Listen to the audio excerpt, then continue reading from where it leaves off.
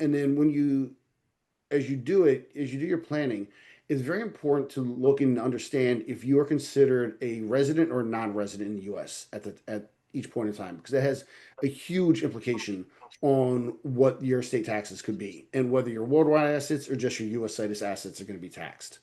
So this is where it's very important working with your accountant, your U.S. accountant, your U.S. state attorney, and a planner to really understand the not just what your situation is, but what is your resident situation at that, and what is it expected to be for the foreseeable future.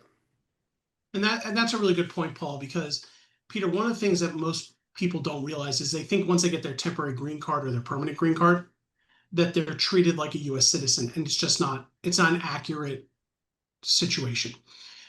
If you are, for example, if you are a green card holder, you do not get the marriage deduction. If something were to happen to one of the spouses, it doesn't pass free of estate tax to your spouse. That's not to, or to your children. Now, that's not to say that there aren't steps that you can take. And this goes back to the planning for the estate planning.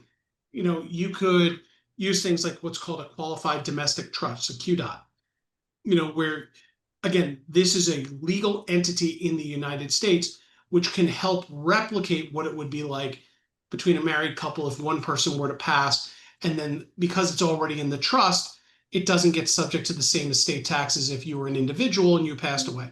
But again, that's a very big, I'll tell you a funny story about, I was at a conference once and, probably 30 resident aliens were sitting in the room. And I said, who here thinks that like being like a green card holder is the same as a US citizen?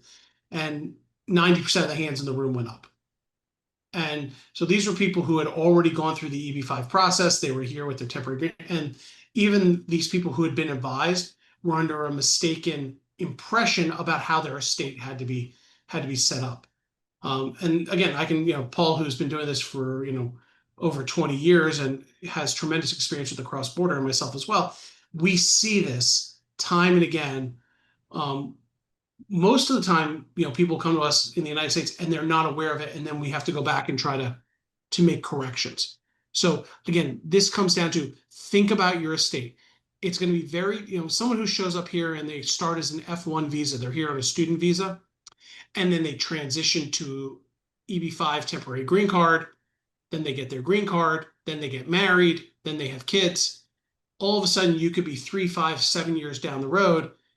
If you haven't been speaking with the proper advisors, your estate may be set up incorrectly. And all of a sudden, you've added a tremendous amount of risk to everything that you're doing in the United States unintentionally.